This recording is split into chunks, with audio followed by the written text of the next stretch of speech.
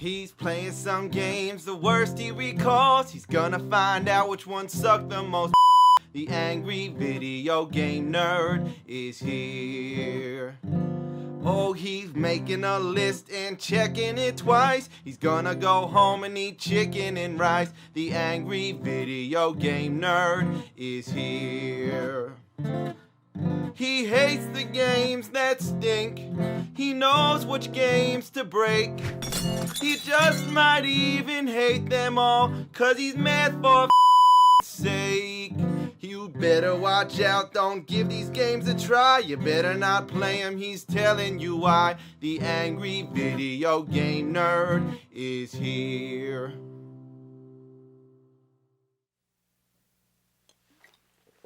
Welcome to another sacrilegious Christmas fest. Now, 2 years ago, I played a bunch of Bible games. Yeah, now would you believe there's actually more of them?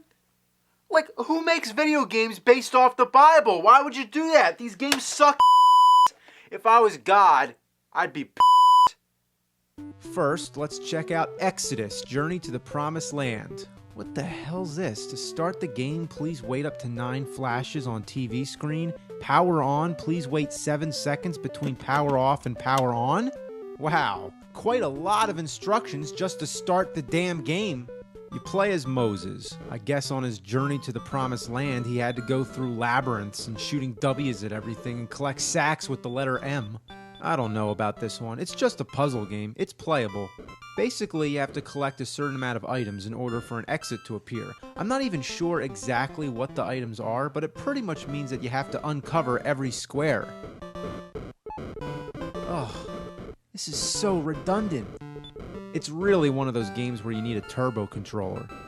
So the exit appears, you take it, and then you get a bunch of Bible questions, like the king of Egypt told the Hebrew midwives to kill male babies, kill all babies, kill all babies? I'm playing an NES game that says kill all babies? And you know what? That's the wrong answer, so that obviously means it's something they made up. Kill all babies! So for every question you answer correctly, you get, what else? A Bible. And then you get a violent picture of somebody being whipped, and then it's on to the next level. Oh, this is so monotonous. Obviously, I'm going all the way in the middle. Oh, no. Now I gotta go all the way back. Oh, hell. This is ridiculous. So then I get back out, I finish up all the crap I gotta do. Oh, so I guess it's the question marks I gotta get. And then what? Where's the exit? Oh, it's back over there? Oh my lord. I've had enough with this shit. Alright, next up, let's try Noah's Ark. Haven't we played this already? Remember in Bible Adventures, there were 3 games, one of which was Noah's Ark. That stupid where you're picking up stacks of animals. Then, of course, there's the infamous Super Noah's Ark 3D, the only unlicensed Super NES game, which happens to be a clone of Wolfenstein, where you're going around shooting goats. So now we have yet another game based off of Noah's Ark. But there's something very different about this one. What's that? It was actually licensed by Nintendo. Who made this?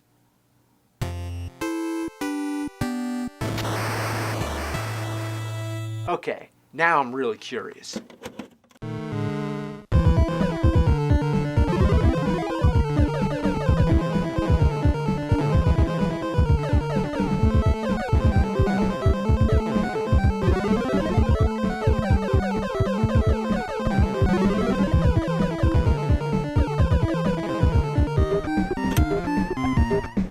Okay, who would have thought this would actually be decent? Well, it was only released in Europe, which means it's in the PAL format, and it can't be played on any North American NES, unless you have the top loader. That plays anything. The game's not bad, but it's weird. Why are there Native Americans in Noah's time? And why does he turn into a fish? If he and all the animals could turn into fish, they wouldn't even need the ark. Also, it's generally a pain in the because enemies can drain half your life bar with one hit. Even the tiniest things such as bees, which take almost all your life. And there's lots of things you can't even touch at all, or you die instantly. This makes it almost pointless to even have a life bar. Also, there's hidden bonus stages, but if you find one of them, it doesn't bring you back. So rather than returning you to the game where you left off, it puts you back at the beginning of the stage, which is bull. But overall, I would at least go as far to call it a game. Alright, what's next? Oh, Joshua. This one looks fun, right? Oh no. Doesn't this look familiar? It's the same thing as Exodus. Well, that scratches that off the list. What's the point of discussing the same game twice?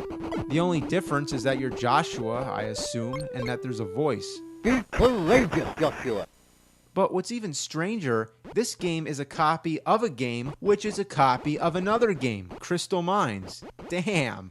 Well, here's a little history lesson. Color Dreams was the company making all these unlicensed games for the NES, like Captain Comic, Secret Scout, and Raid 2020.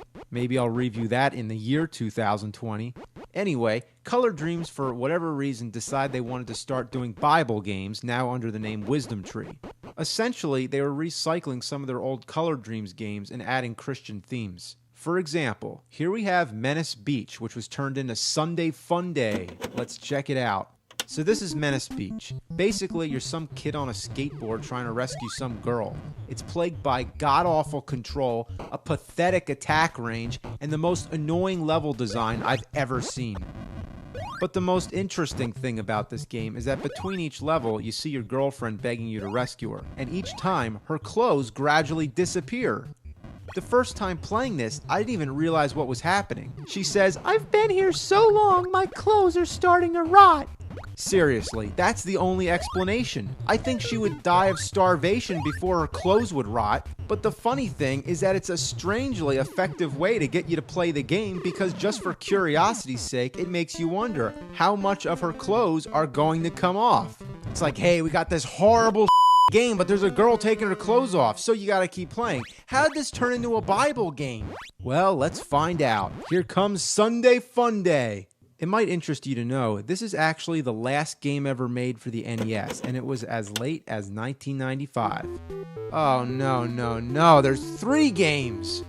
Oh boy, well, let's try them all. Here's Fishfall. Okay, you're a hand trying to grab falling fish and throw them up into a floating basket.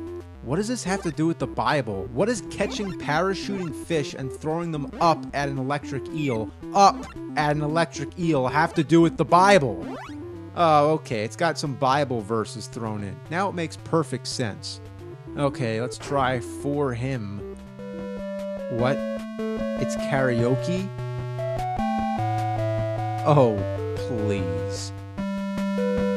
Now that I've wasted my time with all that, let's play Sunday Fun Day. Well, it's identical to Menace Beach. Just look at the title screens. It's the same exact game. Now, there are a few minor differences, but we'll get to them as we go. Instead of trying to rescue your girl, you're not even going to believe this when I tell you. You're trying to get to Sunday school. Yeah. Now, as much as that's the dumbest idea I've ever heard for a game, what I don't understand is why that's so difficult. Who are these raging atheists that don't want you to go to church? It's bad enough that the entire town's trying to stop you, but what's with the flying clowns, the old ladies coming out of boxes, and animals coming out of sewer holes? What's this guy's problem? Like, why does everyone want him dead?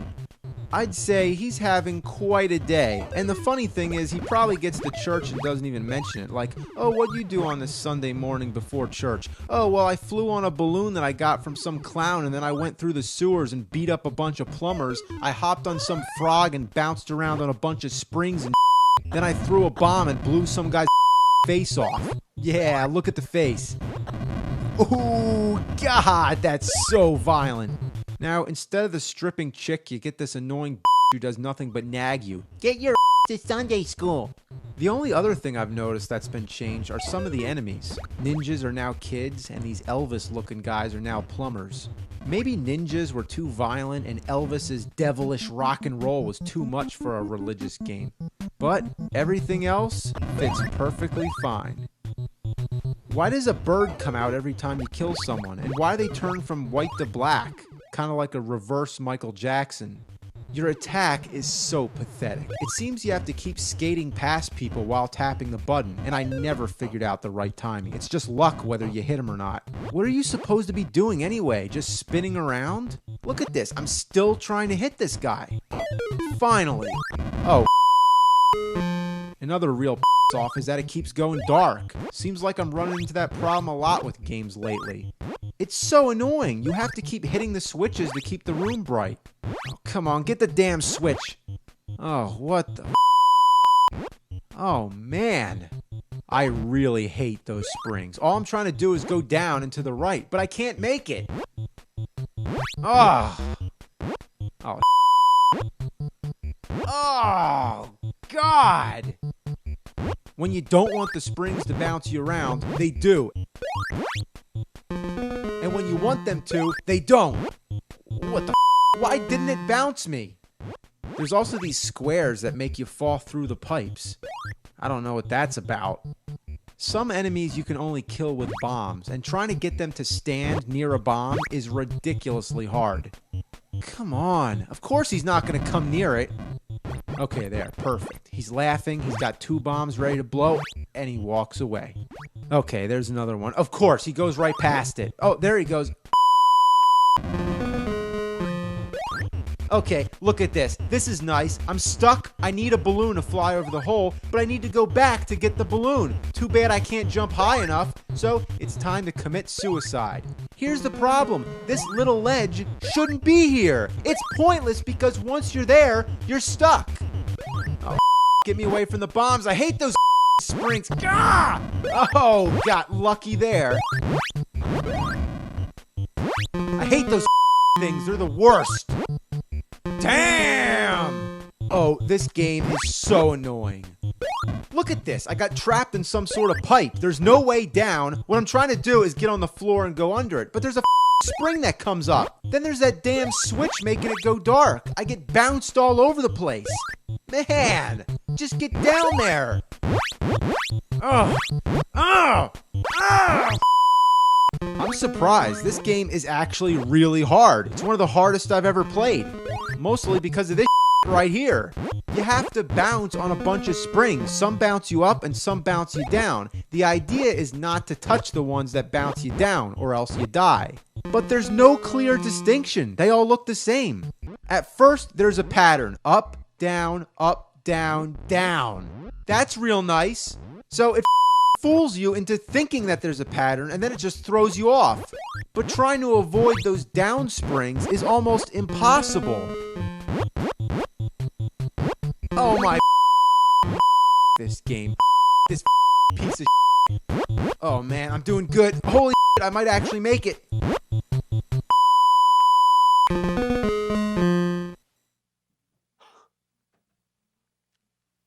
Oh boy.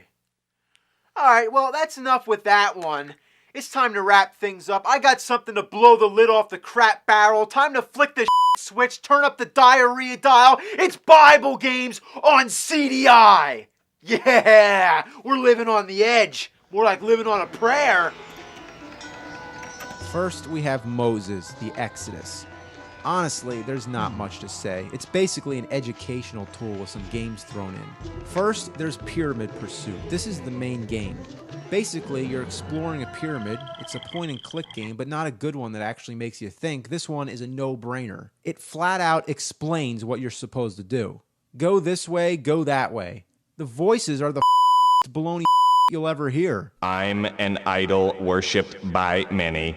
There's someone downstairs who worships me. What is it, a robot? But let me give you a quick tour of the other stuff. First, you have this animated story about Moses. Moses trusted God.